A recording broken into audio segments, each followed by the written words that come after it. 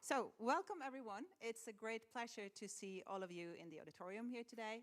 And welcome, good morning, and also good afternoon, I would say, and good evening to those of you who are with us on YouTube. My name is Liv Ingeborg Lid, and I am the director of the MF Center for the Advanced Study of Religion, or MF CASR, and I'll be chairing the event of the 2023 MF CASR Annual Lecture today. So the MF CASR Annual Lecture is, as the name suggests, an annual event which allows the center to invite a renowned international scholar to Oslo to give a lecture of their choice to an academic audience. The 2023 Annual Lecture is the fifth in the row, the former lectures being by Elizabeth Shackman-Hurd, Ute Husken, Annette Yoshiko-Reed, and Achille Mbembe. I am very pleased to welcome this year's lecturer, Professor Egil Asprem, to Oslo and to MF CASR. Asprem is a professor of the study of religion at Stockholm University in Sweden. He is perhaps best known for his research on early modern European esotericism. He is the author of a series of books and articles, among them Arguing with Angels, Enochian Magic and Modern Occulture, and The Problem of Disenchantment, Scientific Naturalism and Esoteric Discourse. In the annual lecture, Asprem will offer us a sneak peek into his latest research project, the ongoing Swedish Research Council-funded project on ascription of magic to Roma people in the early modern and modern periods. The title of his talk today is Magic, Gypsy Stereotyping, and Roma Agency, Reflections on the Roma in the European History of Magic. So we'll spend 1.5 hours together this afternoon. First, Professor Asprem will give his lecture, and then Professor Solvor Mjøberg Lauritsen of MF will serve as a respondent and discussant. And after Professor Lauritsen's response, we'll take a very brief break, say, for instance, 5 minutes or 3, to allow you to stretch your legs and also to have some coffee and tea, which is situated back here in the auditorium. And then finally, we open up for questions and answers and discussion. Some general information before we start. This event is streamed on YouTube, and it is recorded. That means that the contributions of our two participants are being streamed and recorded, but we will not record the Q&A that follows. For those of you who are here with us in person today, the washrooms are downstairs, and in case of an emergency, you find the escape doors here and back there. So now I'm very happy to leave the floor for Professor Egil Asprem. Welcome. Thank you very much. Thank you very much. So thank you very much for that kind introduction and for the invitation to come here to speak with you today about this topic, which is my new big research interest, and which I hope that you will agree is quite an important subject, actually. So without further ado, I'll get to it. And I'd say that the Romani peoples are collectively Europe's largest ethnic minority, and also among its most stigmatized. What we usually call anti-Ziganism or anti-gypsyism are a mainstream form of racism, and stereotypes of gypsies have proved hard to dispel. And with these things being so, scholars, and especially non-Romani scholars, who write and talk about Roma have a special responsibility not only to avoid reproducing such stereotypes, but also to actively interrogate and critique them, especially when they are relevant to one's own discipline and field. This is, of course, a question of ethics, but it is also, I think, a question, or taking this kind of critical approach to these issues, it can also yield significant scholarly results and insights. The Roma are, after all, a transnational set of minorities that have participated in the shaping of Europe from the late Middle Ages onwards, so for several centuries, and from the vantage of many different countries. So taking a critical look at the emergence and operation of gypsy stereotyping and trying to push beyond these stereotypes, we stand to learn much not just about the Roma, but also about other Europeans as well. And I think that historians of religions have a lot to work at here, a lot to contribute, especially those of us who have been working with topics related to magic, occultism, the esoteric, and so on. And this is because associations with magic, sorcery, and divination are among the most frequently recycled elements in gypsy stereotyping. The image of the quote-unquote gypsy fortune teller is particularly well known and has been reproduced in art and literature from the 16th century onwards. We have Caravaggio's fortune teller here, in which a Romani woman in Egyptian headdress and cape reads the hands of a handsome young aristocrat. This motif became something of a model for European artists. And later, Caravaggesque paintings continue this theme, often with highlighting physical differences in terms of skin color as well. Yeah, also in this little detail from Hendrik Afekamp's winter scene on the frozen canal, you have this theme showing up. This is actually quite centrally hidden in that famous painting. You have this theme of the fortune teller. Now, these representations in high art were part of a settlement of stereotypes about Romani women as fortune tellers and thieves. And this is one of the things I'm going to argue today, that this is this settlement that's happening in the 16th century. So Caravaggio was playing on an already well-known motif, and in fact there were visual representations of it, which could be found already a century earlier in books on chiromancy, physiognomy, and astrology. In other words, in the literature on the occult sciences, the Roma had already been inscribed in these discourses of magic and fortune-telling. But these associations, in fact, go even further back to some of the very, very earliest sources that we have. And this brings me to the main questions that I wish to address in this lecture today. There's three guiding questions that we will be looking at. So first, where did these stereotypes come from? How did they develop over time and why? Because these were not entirely static, and we can see if we can see some reasons for why they were changing in attitude or in emphasis. Secondly, what kind of effects have they had on the shaping of anti-gypsy practices and policies? What can we say about that impact on real-life Roma historically? And then finally, I want to look at a bit of a challenge. So can we recover some of the agency of those persons who were covered by stereotypes of gypsy magic and described by them and who met them? And I will try and answer this in the affirmative and suggest that what is needed in order to do this is a shift in how we work with stereotypes. So instead of only portraying Roma as passive victims of stereotyping from the outside, we also need to try and look at how Roma could appropriate the stereotypes through which they were read and turning them into strategies for survival and for resistance. This is a tricky thing, but it's something I will try and do at the end of the lecture with a concrete example from the early 1700s, where we meet a Romani woman on trial who is laying this out in her own words. So, where do gypsy magic stereotypes come from? In a certain sense, they're actually much older than the Roma as a people. This is because associating wandering foreigners with dark powers or fraudulent practice is part of a long-standing discourse on magic which has been shaped already since antiquity. And I will not go very deep into this now. We have a big enough scope as it is. But the terms themselves, mageia and magoi in Greek antiquity, are derived from the Old Persian magus, which in Persia denoted a priestly official. And in the Greek context, the magos then came to signify a type of wandering ritual expert who spoke a foreign language, chanted in Persian, and could offer various private rituals. And in the descriptions here, they could be, these wandering priests could be portrayed either as charlatans and beggars and kind of no-gooders, but also occasionally as exotic carriers of some kind of ancient Eastern wisdom associated with Zoroaster and Zarathustra.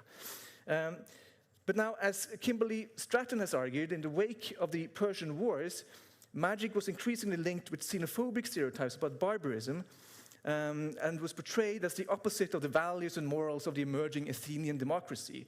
So magic was thus foreign, effeminate, it broke taboos, it incurred ritual pollution that kind of cut people off from the Olympian gods, so it was against religion in our terms. It involved dangerous powers that could also be used for antisocial goals that threatened sort of the social order. So in short, you have all of these things already in antiquity. So kind of trying to systematize it a little bit, you have kind of three phases of the magician already here. So the magician as a foreign demoniac, as a ruthless charlatan, or as an exotic carrier of esoteric wisdom. And all of these scripts have survived into the Christian era and been applied to interpret various peoples and groups. Turning now to how this has become relevant for interpretations of Roma, we turn first to the East Roman Empire, or to Byzantium, because associations with magic show up in a big way already in the Byzantine materials relating to the Roma, so some of the earliest material that we have. In fact, Adrian Marsh has suggested that it was that magic was a central component in the formation of Romani ethnic identity, which he dates to sometime starting from the late 11th century in Byzantium. And this development was the result of two factors, according to him. On the one hand, Byzantines were using existing cultural models related to magic for interpreting this new people. And on the other, the proto-Roma's own strategic adaptation of these models for economic reasons were making them sort of legible in that way as well. So there was this kind of meeting between the two. Now, as concerns these proto-Roma, or the ancestor populations of Roma that became Roma sometime maybe in the late 11th century or later, it is now common to assume actually a military background here. That their fairly rapid migration from northern India via the Persianate world and Armenia to Anatolia is believed to have been a result of the Ghaznavid and Seljuk wars. And on this story, the Proto-Roma would have reached Anatolia as an incorporated part of the multi-ethnic Seljuk armies, and then having to find other kinds of work when these wars were over. So this is basically Ian Hancock's idea, and partially also Marsh's. But Marsh suggests then that the Proto-Romani population underwent a shift in occupation after these events from, as he describes it, client soldiers to service nomads. So some would fill commercial niches as blacksmiths or cauldron makers, while others would start servicing the demand for fortune-telling and divination, which was in high demand in Byzantium. So, however this may be, and to be fair, we don't really have good sources to say that this is how it happened. There's a lot of speculation. But what is more clear is that the Byzantines attempted to understand this new group by drawing on cultural models from religious myth and history that had to do with magic. And we see this even in the exonyms that were being used about the early Roma. So in this period, the chief one is the term Atziganoi, which would later give us terms like Zigeuner, Zigan, Ziani, and so on. Comes from this term, Atziganoi. Now, this term requires some explanation. It's not entirely clear. I think it appears to derive from the name of an Anatolian heterodox religious group, the Athinganoi, which had all but disappeared by the 9th century, usually described as a dualistic, sort of Manichaean group that was also associated with the practices of magic, astrology, divination, and demonic invocations. But after this group had ceased to exist, the term itself, Athinganoi and Atzinganoi, continued to be used for various other non-Greek, non-Roman groups that were entering through Anatolia and were associated with magic. And this is the way in which it was also then attached to the early Roma. So, for example, the earliest source that we have, that has been taken to refer to Roma, is the Georgian hagiographic text, The Life of St. George the Athonite, which was written on Mount Athos, but in Georgian. And here, this one plays on a heresiological legend, and it explains that the wandering, magic-practicing people called Atziganoi are, quote, of the lineage of Simon Magus. So there is this kind of heresiological lineage that it can be connected to. And these people had been summoned, according to the story, by the emperor at Constantinople to help exterminate with magical means the wild beasts that had taken over his royal gardens in Constantinople.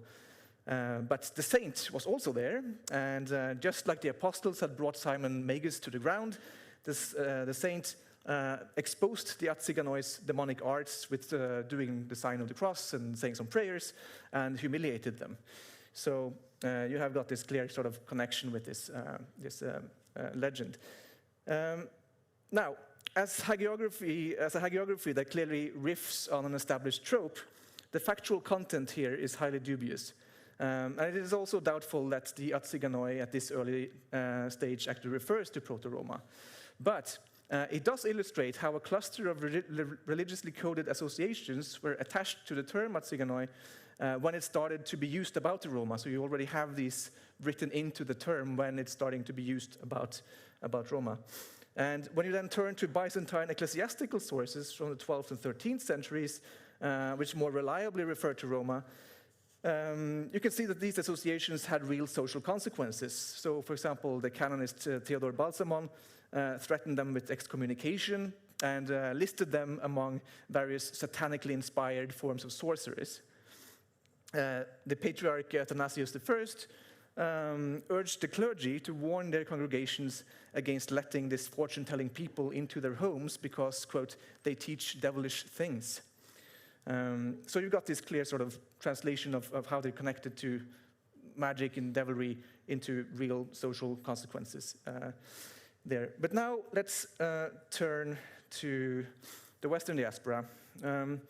So by the 1300s, Roma had settled on the Peloponnese, the Ionian Islands, the Balkans, and north towards the Danube River. At this point, however, a series of dramatic events, notably the Ottoman expansions and the enslavement of Romani people in Wallachia and Moldavia, which would last, a slavery that would last until the middle of the 19th century, contributed to the fragmentation of the Roma and also to a further dispersal westwards, which would take place at the end of that century. In the autumn of 1417, city chronicles across the German lands reported the arrival of a people called variously in those sources Zigeuner, Tartars, and Egyptians. And Egyptians will, of course, be one of the new big sort of family of exonyms, giving us things like gypsy and so on. So probably arriving from the contested border areas of the Hungarian kingdom and the Ottoman Empire, these would over time give rise to the northwestern family of Romani minorities, so the Calais, the Manouche, the Sinti, Romanikal, Resande in Scandinavia, and so on.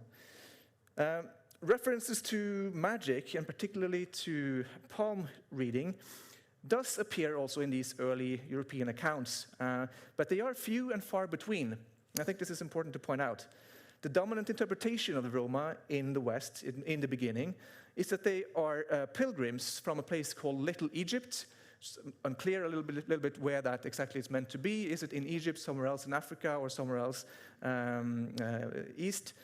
So they're from Little Egypt, they are pilgrims, they're doing penance for having temporarily abandoned Christianity as their lands had been invaded by Muslims or Saracens. This is kind of the story that's taking root here.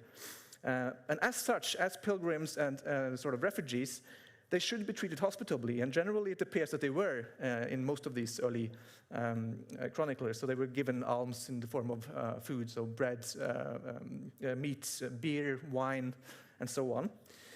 So the first reference to magic comes in 1418, so a year after their earliest appearance. And of the 60 or so contemporary records that we have up until 1450, there's only a handful, or maybe a handful and a half of mentions of it. Now, there are a few observations to make here about these early references. First, the demonic interpretation that we met in Byzantine materials is not so common in the West. Indeed, there are some accounts, like in Arras in 1421, that were quite neutral, reporting, for example, about, quote, wonderful strangers who have come from the land of Egypt. The women read from the hands of the people. They told them very many strange things. But there's no further sort of, denouncing this. We do find a couple of instances, or at least the one very clear instance, where a chronicler would mention the practice of evil arts, even the summoning of spirits, and this is in Macon in 1419. But the most common complaint, to the extent that the Western accounts actually did complain about anything magic-related, would be that the fortune-telling of the women was a pretext for theft. So this accusation could go hand in hand with the belief that the women had real occult powers. So it's not necessarily that they were charlatans, but there were theft occurring in the connection with these sessions. And we see this actually in a rather spectacular and I think revealing in many ways entry from Bologna in 1422. So Bologna 1422, it's the summer. There's a certain Duke Andrea from Little Egypt who is coming to Bologna, is staying there with his wife and his entourage, his people, about 100 people, staying for 2 weeks in Bologna while they're on a pilgrimage to Rome. The Duke's wife was a skilled soothsayer, and the chronicler actually states that, quote, in many cases she told truly, so even these outsiders would say that she had some skills. People flocked to the square to have their fortunes told, but the chronicler claimed only to have their purses stolen and pieces of their dress cut off. Now, whatever was behind this, what actually happened, it's clear that hostilities soon ensued because the authorities in Bologna ordered fines and excommunication for anyone dealing with the Egyptians. So anyone who would go there to have their hands read would be threatened with excommunication. And in a remarkable reversal of roles, they even permitted townspeople to rob the foreigners, steal their horses, and drive them out of the town. So, yeah, a reversal of roles, for sure. Now, it is also clear that stereotypes of fortune-telling and theft circulated quite widely in the population by the 1420s, but people did not necessarily believe it all the time.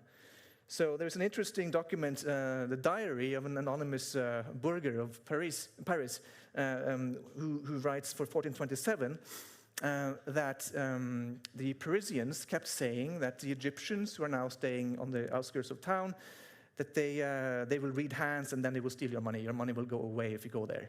That's what people would say. But then he says that I've gone there several times, I've talked with them, I've been there, I've seen nothing of this. I haven't seen any fortune-telling and I certainly haven't been off with any money. So there would be this kind of knowledge that what is being said is not necessarily correlating with the truth, and perhaps you should go and find out yourself. So already in the 15th century you have this. But the kinds of stereotypes from Bologna and Paris would become canonized and reach a kind of settlement in the first encyclopedic descriptions of the Roma as a people, which were published in the 16th century. In this literature, it's really this sort of rootless charlatan image that would take the upper hand in terms of interpreting what the magic is all about. This development, I think, also is connected with another shift in the interpretation of Roma, which is taking place around this time, namely what you could call their de-racialization. So they go at this point from having been understood as Egyptians, from some foreign exotic place, to now, when they have dwelled in Western Europe for generations, commentators start to question their authenticity. So English sources start talking about counterfeit Egyptians, as they are just, pretending to be Egyptian. And they would then note certain things as, oh, but, they have all been born here in Europe. They haven't been born in Egypt, so therefore they must be European. Or that there are ordinary Germans or French or English who have married into these families, and therefore it's not authentic. Or they speak the local language as well, therefore it's not authentic. And also there were rumors that, oh, they're just painting their faces black to look more exotic.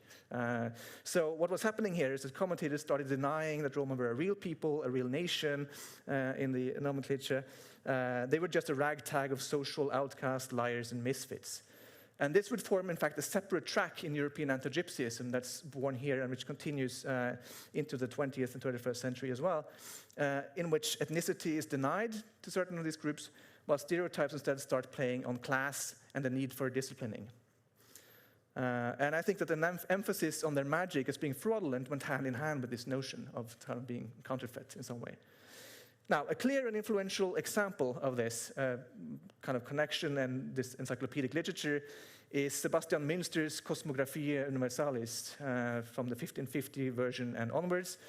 This was an incredibly successful encyclopedic work on geography and the peoples of the world, a kind of ethnographic atlas, if you will, which went through numerous editions in German, was translated into Latin, French, Italian. Everybody was reading it to find out, who are the various peoples of Europe, Africa, Asia, and so on. And it had an entry on what Münster called Zigeuner, but also Tartars, Ziani, heathens, and vagabonds, using all of these exonyms that were circulating on the continent. And he wrote here in this highly spread and sort of widely distributed work that they were, quote, a race born on the march, lazy, without any national home. Their men were all idle, and they only supported themselves on the thievery and the fortune-telling of the women. That's the only source of income. A perhaps interesting detail here is that this book, Cosmographia, included printed marginalia on the page to kind of highlight points of particular interest. And in this entry on Ziginer, there's only one such marginalia, and that is precisely to point out that they are a quote, people intent on divination, gens divinationibus intenta. And this is where you can read about this economic, they're only supporting themselves on the thievery and divination of women, which presumably then is what people were wanting to hear and were interested in, and the reason why this article was written. Now, a couple of important consequences of this settlement of stereotypes and kind of its spread through these encyclopedias should be discerned here. First is that the 16th century encyclopedic descriptions would be projected backwards in time when chroniclers writing after these had come out would start describing the events of the 1400s and using the language and the images that were now becoming common in how they describe what happened in 1417 and so on. So we have a lot of contaminated source material, actually, when it comes to this. There is a kind of a falsification of the earlier history. This is also why I was talking so much about contemporary witnesses when we were talking about the early decades. So this is one effect that's happening here.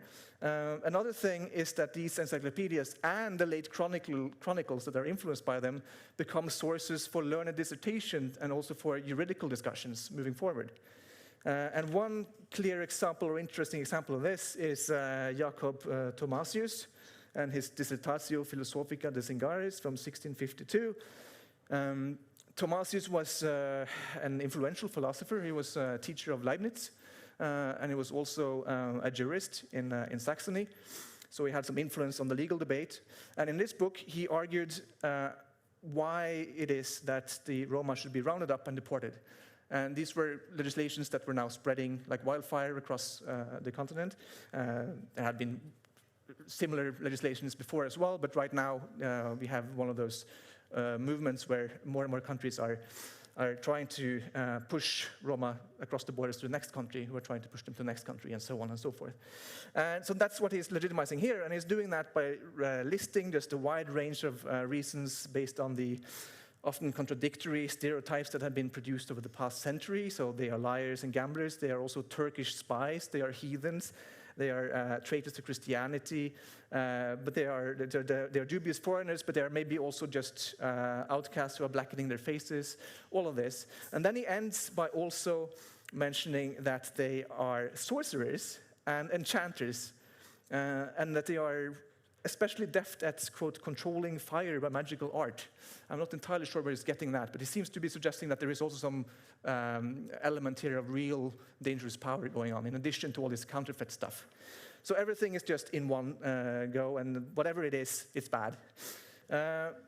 Now, so we also find that laws against fortune-telling could be combined with laws against anti-vagrancy legislation, so not against vagrancy, not anti-vagrancy, in order to target Roma, and that both of these two types of legislation could also be parroted and integrated into explicit anti-gypsy legislation that just sort of outlaw being Roma. To take just one example of dozens and dozens, which is more close to home, so Sweden, the royal decree of 1662 on Tartare och Zigener listed fortune-telling as one of those ungodly activities that legitimized the harsh policy that it now recommended against these vagrants. So they're vagrants, they're ungodly, and they're doing fortune-telling. And what should be done? Well, they should be deported when encountered, or if they had committed any crime, they should be executed without trial. That was the word of the decree. Now, a later Swedish decree, 1741, when things are mildened a little bit in that regard, is kind of interesting because it's repeating the same language. The same language that's in here is being repeated by other legislation, so talking again about fortune-telling, ungodly behavior, vagrancy of the Roma, but it's expanding its scope to include all people who did not practice any, quote, legal or useful art, including, quote, Jews, lion dancers, comedians, and other jugglers. They should also be thrown out of the country. So, I don't know, this might have been the moment in history when the Swedes lost their sense of humor. I'm not sure. Speaking of stereotypes. Now, I'm going to shift focus a bit now. And I've probably taken much time anyhow. So it's actually not so hard to show that the magic stereotype has legitimized much repression. I think that's clear enough by now. But if this is all that we do, and coming now to my third point, the challenge, if this is all that we do, we risk also portraying the Roma solely as passive victims who have things happening to them. People pushed around by authorities and outsiders without any agency or subjectivity of their own. Now, this problem has been discussed at length in post-colonial theory, where you have kind of encountered the same problem. So, Homi Bhabha, for example, has argued that simply dismissing stereotypical discourse as being wrong or bad from the perspective of my own personal normative position is not so helpful. It doesn't necessarily bring us that far. Instead, what scholars should be doing is to seek to understand what he calls the process of subjectification made possible and plausible through stereotypical discourse. And I take this to mean something like we have to ask, like, what kinds of subjects are made possible through the stereotypes? What kind of self-consciousness can you develop in relation with the stereotype? What kind of agency do they allow for? And also, how are stereotypes negotiated in a wider context of domination and resistance to them as well, and kind of negotiating with them? And I think that this kind of perspective is especially important, actually, when we are encountering examples which may, on the surface, seem as if they are supporting the stereotype. So if you have people behaving in such a way that it looks like they're confirming it, that's exactly when you start asking these kind of questions. What is the room for agency here? Why are they doing what they're doing? And might there be a different sort of narrative at play here? And this is where I want to get at in a little bit here. But anyhow, doing all this for our topic of magic and the Roma requires that we also focus on the interactions between Roma and non-Roma around magic. And here I think it's really important to just say what should be obvious, that magic was not only a language of alterity to Europeans, but it has also been a prized commodity and a desired commodity by members of all sorts of social strata. So at the time when Roma arrived in the late Middle Ages, but also throughout the early modern period and even today, it has been desired. Magical services have also been desired. So what this means is that there has been something like an occult service sector, an economy for the trading in these kind of illicit goods, whether they are curses or the breaking of curses, or they are talismans and whatever it is. There's been an economy for this, and this economy has functioned as a zone of interaction where people from different social strata, but also different ethnic groups, different religious groups, have been able to get together. And precisely because you have these stereotypes that attribute magical knowledge, magical competence in these exotic others. And so that's where you have to go. So the historian Daniel Lütte, for example, has shown this very well for Venetian Jews who were really, literally walled in the ghetto in Venice, that they had some space for actually meeting Christians on, even from a kind of perspective of relative power, when these Christians came to them to buy these secret sort of practices that they could offer. So I'm arguing that something similar is taking place also for Roma, and the question is how to find sort of evidence of this. And there's various ways in which you can go, but right now I'm just going to go in one specific way, which is to argue that we can substantiate this through certain historical documentation of some early modern Romani women who, in their own words, have talked about this. So I'm currently working with a series of trial records in Swedish archives, and I would like to make a shout out here to my very generous collaborator, Sebastian Karlsinge, who I'm collaborating on this. So In these records, we can follow a number of interconnected Romani families that established a presence in Scandinavia at the end of the 1600s, and who are among the ancestors of the Nordic Romani minorities known today as Resande, Reisende, probably also Kale or Finnish Roma. And so here I want to focus on just one particular individual and one particular case in which she features. She features in many. And this is precisely one of those cases where you would first think, okay, this is really confirming the stereotype full on. But I would challenge and say that this can be read in such a way that we can get something else out of this. The person in question is Anna Maria Adamsdotter. She was a woman who was probably born around 1680 in Frankfurt. That's the one place which she claims the most often that she has been born. But she spent most of her life in Sweden and what is today's Finland. Anna Maria's life was extraordinary in many ways. She was sentenced to death, not once, but 3 times, and she always escaped with her life intact. The first death sentence that she received was actually one of those occasions where the court invoked this, law that I talked about before, the royal decree of 62 on Tartaren Zigener. So they used that in order to legitimize a death sentence, which was since repealed. Anyhow, she was multilingual. We find her speaking Swedish, German, French, and also Romani. She is, in fact, the source of the earliest recorded Romani in Scandinavia that we know of right now, from 1709. And on top of all of this, she has also left us with an artifact that, through a complicated story of archival relocations and misinterpretations, has survived and made it to the Nordic Museum in Stockholm, where it has until now been presented in the context of witchcraft, which this was not a context of.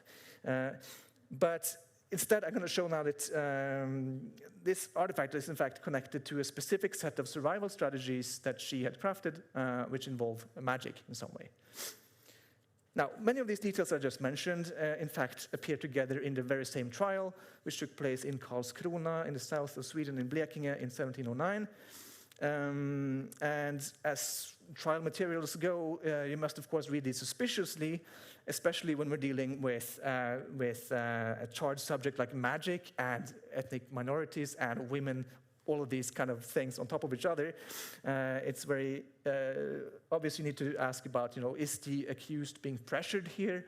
Are they playing along to save their skin? Are the transcriptions even accurate? A lot of questions like this come up. With all of that in mind, this trial really gives us a lot to work with still. Throughout the trial, we find Anna Maria speaking with great confidence, explaining the details of her practices with pride. She uses irony, she uses ridicule to discuss sort of the superstitions of the majority Swedes. And she appeals to the court's rationality and, of course, to her own rationality by doing so. Now, as this trial opened, it actually had nothing to do with magic. It was not a trial about magic. The background was that a merchant in Karlskrona had accused Anna Maria of having stolen 7 pairs of socks that had gone missing from his stall on Christmas Eve on the market. And as the trial opened, Anna Maria admitted that she had indeed possessed socks matching the description and quantity, but had a different story as to how she had acquired them. The socks had been given as payment from a, quote, girl in a blue sweater who had come up to her at the market asking to have her fortunes told and to get some help with finding a husband, some magical help finding a husband. And I think here we see Anna Maria also suggesting that, of course, people would come up to her randomly on the street thinking that she has these kind of powers. And so the court would also know this. This is something she's building on here. So she said that she had agreed to help the girl and had given the girl a piece of dried and diced root, which was to be tied in a piece of cloth and beaten over the desired husband's back. And this would so kindle the man with love that he would, quote, find no rest whether day or night. But all of this, Anna Maria told the court, had been pure humbug. She didn't believe any of it herself. It was just a useful way to make some extra money off of those simple-minded people that did. And simple-minded is a direct quotation here, enfaldiga. Right, and then, she had performed these tricks through Denmark and southern Sweden, she said, all over the place, just as her mother and her mother-in-law had done before her. Now, for the court, this completely unsolicited explanation of how she had acquired stolen socks raised more questions than answers. So they dismissed her testimony and found her guilty of theft, but then they also initiated a completely new sequence of investigations concerning the fortune-telling, enchantment, and fraudulent arts that she had now admitted to, but which they had actually dismissed that testimony. But in any case, in the ensuing interrogations, the court was particularly interested in finding out whether there was anything idolatrous or demonic going on, and also in finding out what other kinds of occult arts might she be practicing. And they also show a greater interest in ethnic signifiers, such as her Romani language, which they have questions about. Anna Maria, on her part, continued to strike a defiant and rational tone. In a paraphrase, we could say that her attitude is that if the Swedes are stupid enough to believe in magic, that's their prerogative. And if they want to pay her for providing it, she's happy to take their money. That is not a direct quote, but this is sort of the attitude. A number of types of services were described, such as removing curses, curing cattle from magic-induced illness, compelling a thief to return with stolen property, magically removing rodents, and so on and so forth. So really stock elements of so-called folk magic, the kind of thing you would expect to get magic help from for somebody who can do magic. But in all of the procedures that Anna Maria described, they included also this really striking sleight of hand tricks, kind of illusionist tricks, that she would use to create the illusion of a miraculous effect that would often happen also in combination with her speaking some mysterious sentences in Romani. And all of this in order, she said, to manufacture credibility or anseende by doing this, that she really has these powers. So she seems very sort of, she pushes on this, that, you know, this is how I do it to seem credible in actually possessing magic powers, and they buy it. I will just give you one example now, which involves the striking skull-shaped artifact that we saw before. And in this particular trick, the artifact is used to enhance the effect of a fortune-telling session. So upon arriving at the farm, Anna Maria would ask the farmer or his wife to fetch an egg and to hold the egg in their own hand. She would then tell them that if misfortune is afoot, there would be a devil in the egg. Anna Maria would then hide the skull figure under her own left thumb, like this, hold it over the egg. She would say some words over it in her own language, in Romani. Then she would smash the egg and reveal this demonic figure coming out of the egg. And this revelation then, of course, would cause the clients to be, quote, strengthened in their belief, she said, and it would lead to the demand for protective services.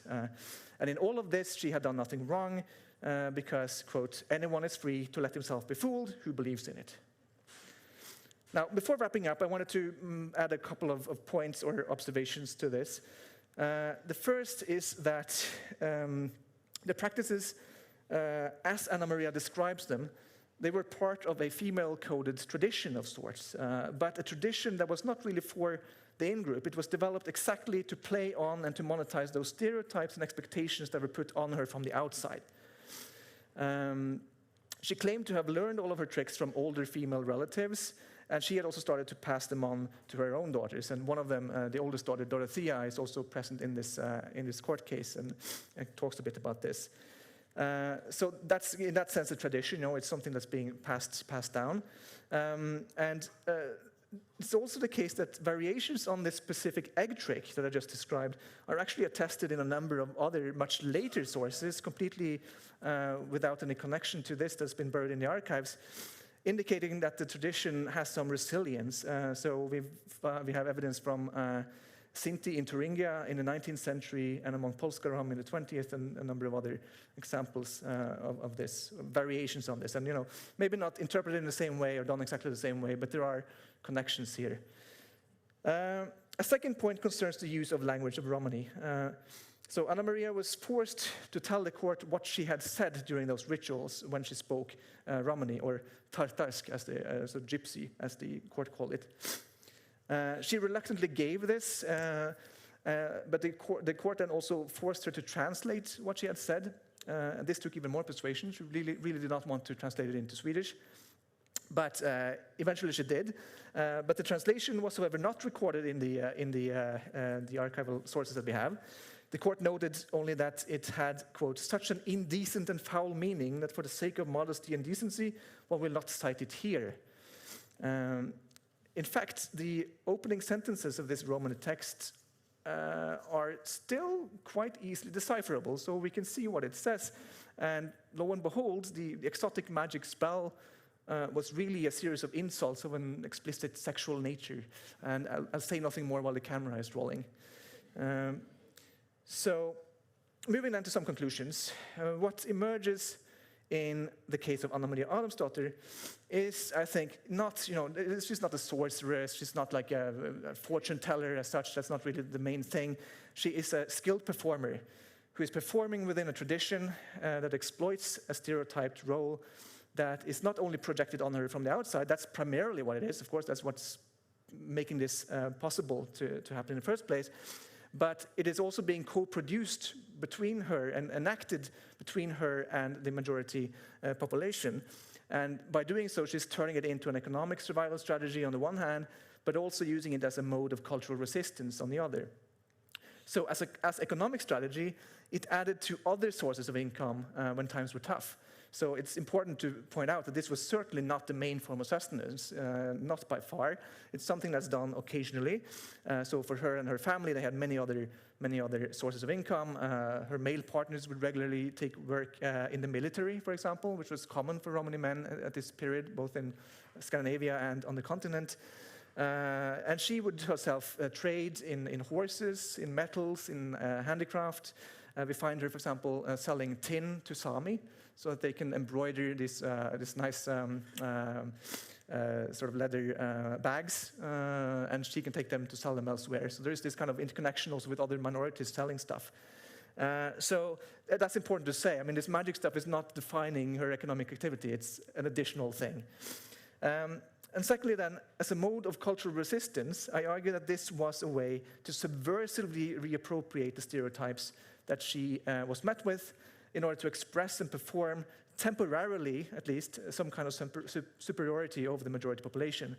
And hopefully then to boost also the self-confidence of her own group by doing this. So in sum, this case illustrates, I think, some of what we would miss if we only treat stereotypes as things done to somebody, effectively denying agency and complexity of character to those women who were targeted by stereotypes and legislation. And now, sure, I mean, Anna Maria was, due to her ethnicity, an unwanted citizen and almost fell victim to these draconian anti-gypsy legislations. As we saw, she was sentenced to death for being a tartare. And yes, fraudulent fortune-telling was one of the stereotypes that was baked into that very legislation that they used to sentence her. A stereotype that her own actions, in a certain sense, reinforced. But when it comes to Anna Maria's own relation with magic, her reasons for doing what she did, as given to us in her own words, I think the story should really be one of opportunity, of clever survival skills, and of trying to turn a liability into an asset as best as she could. She's trying to fill a market niche and to navigate in a hostile environment. In the process, stereotypes about magical gypsies could be exaggerated for credibility, while the customers were secretly ridiculed through the obscenities that were hidden in those exotic spells that they had so craved. And I'll stop there with those words. Thank you.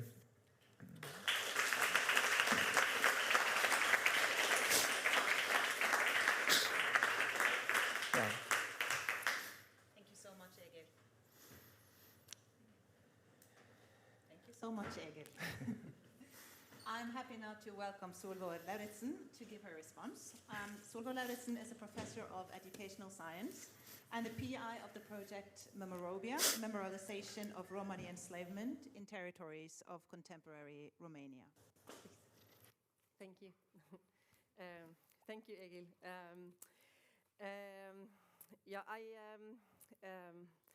I just first, sit. I just first want to say that I wasn't supposed to be the only respondent today. So we have this situation that we're not so happy about, that we are two non-Roma people talking about a Roma topic. But we had a late decline from a colleague, but luckily the audience is more diverse, and I hope the Q&A will bring more insights and diversity to the table.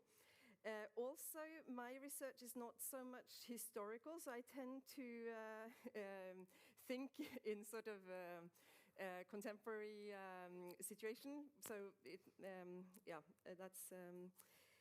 But so I will start with a digression actually about the research project that I'm working on in Roma slavery, together with my colleagues Magda Matake de Gregore, Maria Dumitra and Jan Selling, and we were in June in Romania in June doing field work. And this is a digression, but it is a digression because it shows somehow the importance of this historical research also for contemporary. Because in interviews with church clergy in very high positions in the Romanian Orthodox Church, it was not uncommon in our interviews that they claimed that Roma are not real Christians because they are too superstitious. So you see this stereotype that you have entangled, showed us, somehow is still living on and still influencing Roma lives. I have two questions and a challenge for you, Egil. And the first one is about academic anti-gypsism and gypsilorism. When I was preparing for this response, I looked at two reports that were published in 2021. The first one is authored by Dr. Julius Rostas for the Council of Europe, and the second one is from the Independent Commission on Anti-Gypsism that was delivered to the German Bundestag in 2021. And they both sort of try to theorize around anti-gypsism and the different forms of anti-gypsism, where religious anti-gypsism is one, also romanticizing anti-gypsism that I think you also touch upon, and cultural anti-gypsism. But I also know that you have done work on gypsilorism and academic anti-gypsism, which is another type here, and they of course overlap. And I think this is a topic where we clearly show that the different types of anti-gypsism overlap a lot. And what the Independent Commission states is that the academic anti-gypsism, on the one side, they have legitimized existing prejudice, but that academic anti-gypsism has also given rise, or academia has also given rise to new prejudice. And my question on that is if you can elaborate a bit on the role of science in this field of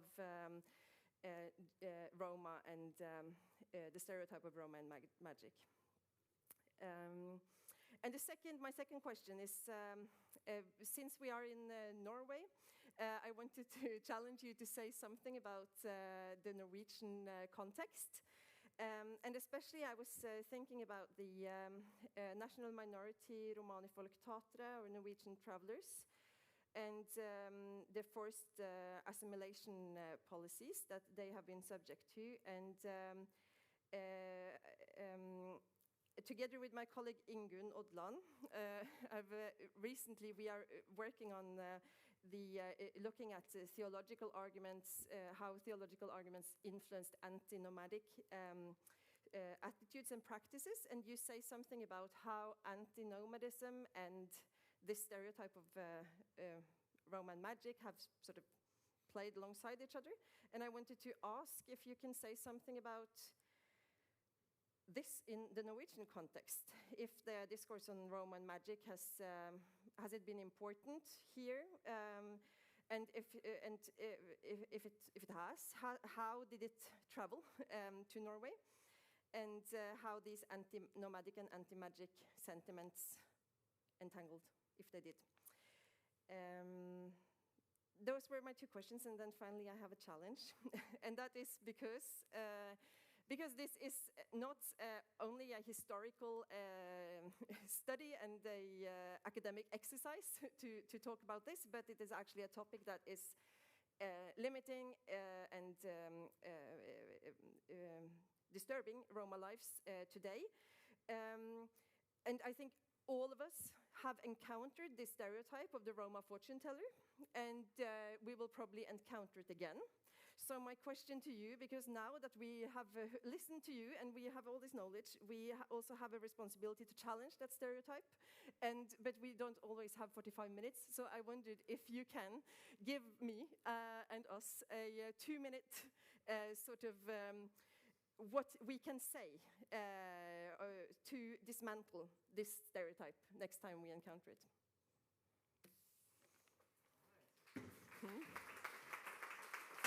Well.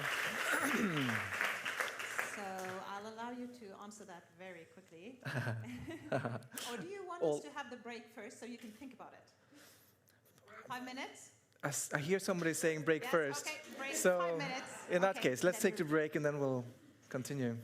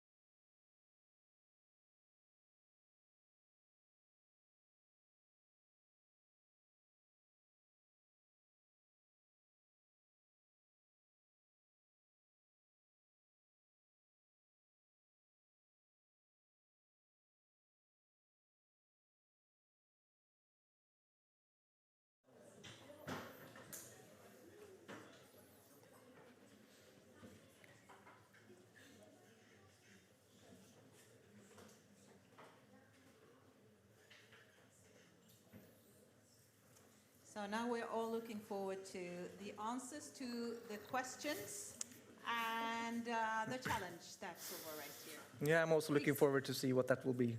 So thanks a lot for the questions, Solvor. I think is maybe still here. Yeah, she's still here. So I got 2 questions and 1 challenge. The first question is the role of science in sort of reshaping these sorts of magic-based stereotypes. And I'll start with that one. So I mean, there's several ways in which you could answer that. So first, of course, is also what is science and in which period and so on. And so even in this talk that I gave here, I would say that it's an interesting thing that what's really making things move fast is when you get this form of knowledge production in the form of encyclopedias, which are authorized knowledge, kind of in brief form, saying what's this about? What's about the people of Spain? What's about the people of Saxony? What's the thing about the Roma? And then that becomes like the answer, which everybody else starts to quote, and which is kind of spinning around and around and around, the same kind of stories. So even in that period, I would say that you could see something like a form of scientific knowledge production having an important part in reproducing these, producing and reproducing these things. But you're really wanting to hear about the 19th and 20th century, I think. And so I've also done some research on the Gypsy Lore Society, which still actually exists as sort of the main scholarly organization for the study of Romani studies, as they would say now. So this was founded in the late 19th century, 1882, if I'm not mistaken, and consisting mostly of ethnologists and historians, philologists, and a broad number of people. And I've been doing some research on the first president of this society, namely this American, Charles Godfrey Leland, who had moved to Britain, and he'd done a lot of different kinds of things, but late in his life he became sort of an ethnologist after having met English gypsies and learned language and been very fascinated with their magic, among other things. Then he became the first president of the Gypsy Lore Society, and he wrote this book called Gypsy, Sorcery, and Fortune-Telling in 1891. And that book is still amazingly, so I mean, what is that, 130 years later, one of very few full monographs on that topic. And that book itself has been reproduced several times. It came in a second edition in the 60s. And what's interesting there with the 1960s edition is that it was specifically also targeted at a certain kind of readership outside of academia, namely the counterculture generation. So people who were also interested in kind of occultism, spirituality, paganism. They should read this to find out sort of the mysteries of gypsy magic and so on. And so it really had started a lot of interest in that field from, let's say, white middle-class occultists, let's say, kind of then spreading some of these stereotypes to that context, but more in this romantic version that you talked about. So Leland is important in that regard. There's also a lot of other things I could say about this guy, because it turns out that he himself, one of the things that he tried to do there was actually to square two of the opposing stereotypes. The one being that they possess, real occult powers, the other being that they're all frauds. And he argues that it's both. So the Roma had originally started off feigning magic, so claiming to do these things in order to make money, but then over generations, they had developed psychic powers. And so they've actually become clairvoyants. So this guy, Leland himself, was very interested in psychical research and clairvoyance and telepathy and so on. So he had a personal interest in the occult himself, which he attributed to the Roma in that book. It's this strange sort of combination then of scholarship, occult practice on the part of that scholar, and shaping notions of the Roma later on. I don't know if that begins to answer your question a little bit. It's just this is one example anyway of the role of science in that particular field. Now the other question was about Norway. Yeah, it's a bit embarrassing. I mean, my first nationality is Norwegian, but I know less, I think, about the Norwegian context yet. At least I'm going to look more into this. So especially when it comes to legislation and exactly how things. But I mean, one thing is clear enough that sort of the Danish Norwegian, so the Denmark-Norway laws on Roma were, if possible, worse than the Swedish, and they started earlier, and a lot of the Swedish legislation was actually taken from the Danish example. So I figure it's pretty similar, but I haven't looked specifically at the role of fortune-telling in those texts. What I can say, though, maybe because you also took up this connection between vagrancy and this notion that they're not real Christians and magic, and that's something that I think maybe I can highlight again. That what is the function of fortune telling in these sorts of anti-gypsy practices? And I think one of the functions is precisely. Okay, so as I mentioned, of course, it's an economically suspect behavior. That's one thing, but it's connected to anti-vagrancy in that it sort of reinforces a pre-existing skepticism towards people who travel around on the road without any proper occupation. It's what they do. They do fortune telling. That's one way they can support themselves. But then, more importantly, I think it's been used in this sort of against Christianity type questions as well. And this is actually baked into anti-fortune telling legislations that are not directed at Roma, but just in general. And especially, I think, after the Reformation, this notion that fortune tellers are tempting the flock to turn away from God. They should, have their trust and faith in God that He will solve everything. If they're turning to a fortune teller, they are basically practicing a kind of idolatry. They're turning away from God and to something else, and so they are a threat to the moral and religious order of society. And you see this sort of in a lot of legislation also coming out of sort of post-Reformation Germany, Augsburg, and so on. So that's, I think, a deep-seated combination, or kind of connection, which you probably will see in the Missionen as well. I would guess. And then I wanted to talk about, when we talk about Norway, I do know a thing or two about Eilert Sundt. And Eilert Sundt, he wrote a lot of stuff about reisende, so the Norwegian Romani folket. So beretninger om fante og landstrykefolket. It's kind of a classic, 1850. What's interesting about this book is that he has a whole chapter on what he calls taterreligion. And so there he writes a few things. They're not so much about magic specifically.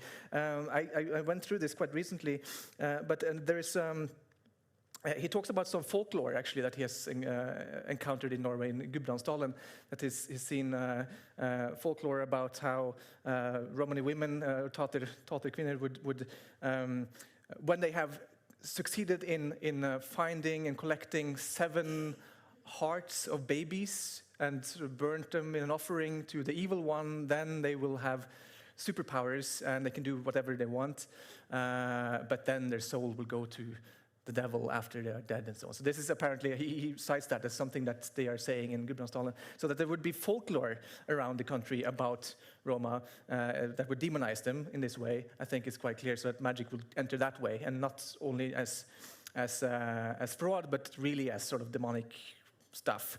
But then Eilert Sundt himself, he talks about the Romani people's ability for religion, and he says that they have only the capability of half a religion. And this is how he would also then explain that, they take on the religion of the place that they come to. So you would find Muslim, you would find Catholics, you would find Orthodox, you would find Protestants, but they never go deep in it. They know how to parrot what they're saying, but they never understand. In fact, they lack, he calls it like an organ of the soul that they're lacking in order to see the depths and to feel from within what religion is all about. Sometimes and I reread that recently. It's almost like he's talking about historians of religions, actually. They can know all these things externally about religion, but they can't really feel it from within. But that's one of the things that he's saying. That's clearly an idea that would also go into these assimilation campaigns later on to try and make proper Christians of them regardless. And then he has some weird hints also of some, he seems to believe that there is a secret cult of moon worship at the core of the Nordic Romani minorities, the worship of Dundra and Alako. Two names for the moon gods that he has heard from one informant that has talked to him and given him all of these interesting stories about this and how they have idols to Alako that they take up on the midsummer or something like that, and there are initiations, but he cannot really figure it out, but he suspects that there is something going on. So yeah, it's just strange, as usual, when you read on this topic, there's a hodgepodge of ideas that seem to go against each other in various ways, and that's also the case for Sundt on religion. Okay, now, yeah, and then the third thing was my elevator pitch. What would I say in the elevator? And I was thinking that maybe the best way would be to try and summarize simply the three main points that I was trying to make today, which was first that people have attributed magic to the other for all times, and this kind of is a classic script of the exotic or the dangerous being having magic. So we have religion, they have magic. That's sort of being the logic, and this is what happened to Roma too. That's one thing you could say. Then you could also say that we can actually trace quite clearly how this image was repeated over and over and over again without talking to Roma to manufacture the idea of specific versions of it, such as the connection between theft and fortune telling, and that we know this very well how this worked. And then third, I think also you need to be able to answer to, or to have a response to the question that you will get if you answer it in this way that I just said, namely, but are you saying that Roma have never practiced any form of magic? But I've seen it myself, I've been to a fortune teller. So you need to have an answer for that, and that's what I'm trying to do in the third part, right? So yes, this has happened and happens, but it happens precisely because of the stereotype. That's what's making it possible, because people believe that they should be able to do these kinds of things. That creates a market, that creates an opportunity, and if you're a marginal, living on the margins of society in some way, you take every opportunity you get. And it's probably also more fun to tell fortunes than to do something else. So I think, yeah, along those lines, but definitely finding a way to answer that last sort of counter question you'll get is important, and I think that has to focus on their agency. What would be the reasons for actually seeming to confirm the stereotype? Right. Thank you so much.